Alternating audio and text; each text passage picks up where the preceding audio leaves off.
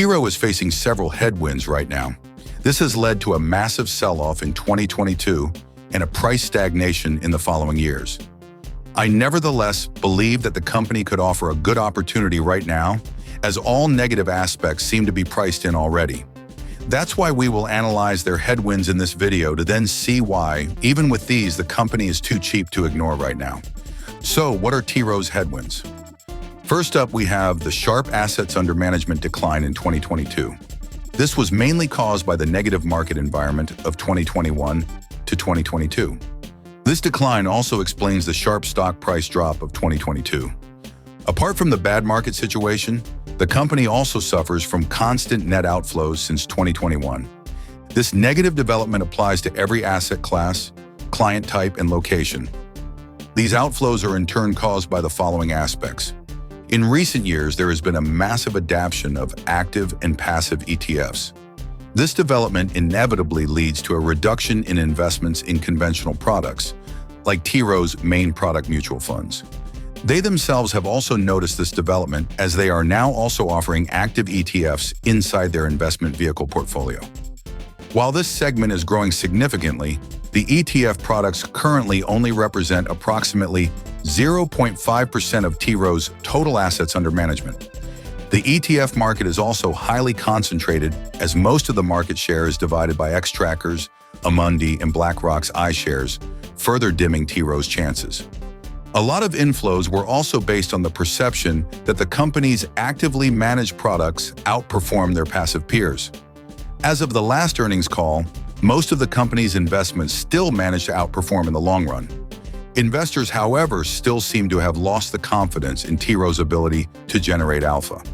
All the aforementioned aspects led to a multiple contraction over the last 15 years, representing a general loss of investor confidence.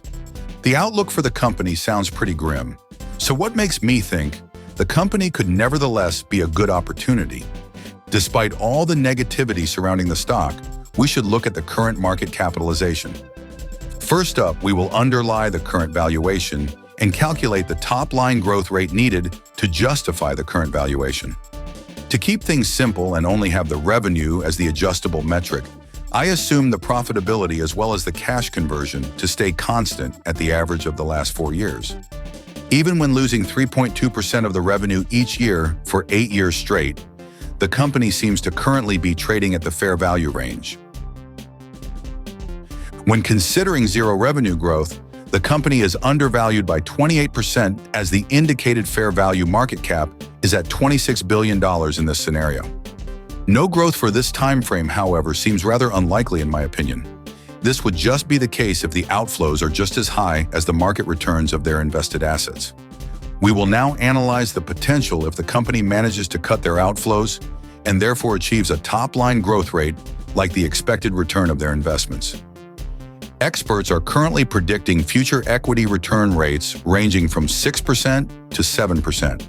To play it safe, I assumed a revenue growth rate of 5% in this scenario. Within this scenario, we get a fair value market cap of $35 billion, representing a whopping upside of up to 72%. This scenario also offers additional room for growth should the company manage to generate net inflows again. This could, for example, be achieved by continuing to outperform as well as an aggressive ETF adoption. Given the headwinds, a decline in stock price from the 2021 levels was justified. If we, however, consider that no top-line growth is already enough for the company to generate an upside potential of 28%, I believe that the reward currently outweighs the risks. If we assume a realistic growth rate of 5% per annum for the company, the potential undervaluation even increases to 72%. I therefore think that TROW price is currently too cheap to ignore, despite the stated headwinds. That's why I currently rate the company a buy. What's your perspective on TROW? Do you use these prices to buy? I am currently also buying United Health and Taiwan Semiconductors. You can see my reasoning behind these two picks in these two videos here.